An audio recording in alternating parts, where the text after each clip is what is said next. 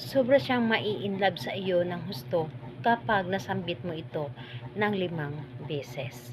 Hello mga guys, kumusta kayo? Panibagong araw, panibagong video na naman tayo. And sa araw na ito ay isa na naman video ang ituturo sa inyo na simpleng gabay o simpleng pamamaraan na makakatulong sa atin. At bago ang lahat, gusto ko lang mag-disclaimer sa mga taong hindi naniniwala at hindi gusto ang mga kagaya nitong video, please skip this video and maghanap kayo ng videos na gustong gusto nyo, dahil ang video na ito ay para lamang ito sa mga taong naniniwala and gusto mag-try.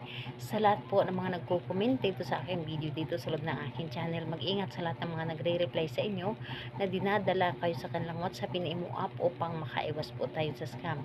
Ngayon po ituturo ko sa inyo paano siya mai-inlove ng husto sa inyo gamit lamang ang isang kandila.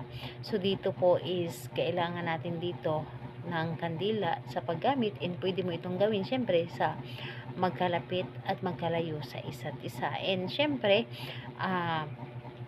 kailangan din natin dito ang inyong sarili na handa ka sa paggawa nito, and buo dapat ang iyong loob, tiwala at paniniwala sa paggawa nito, dahil yan po ang pinaka unang-una nating kakailanganin kapag gagawa tayo ng mga ritual. So ayun, ang kakailanganin natin dito is kapag ready ka na, pwede mo na itong sindihan yung kandila. Sindihan mo ang kandila, pwede siyang pula or pink na kandila. Mas maganda yung pula or pink, pero kung wala kang pula or pink, gumamit ka na lamang ng puti, and pwede siyang gamit na at pwede rin na bago. So sindihan mo lamang ito at ilagay sa iyong harapan.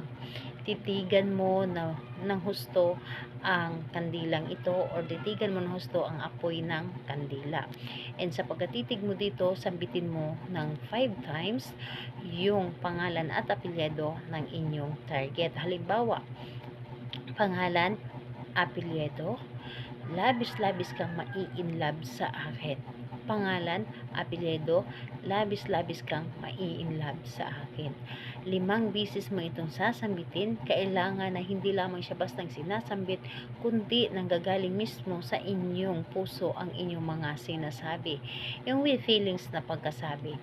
Yung tipong parang sinasabi mo siya sa harap niya. So, ayun po, pagkatapos mong sambitin ito, ay hayaan mo ng mga ilang segundo ang kandila at saka mo ito patayin. Kung magtatanong ka kailan siya pwedeng gawin, mas maganda itong gawin sa gabi, sa kahit anong araw at oras. Pwedeng-pwede po.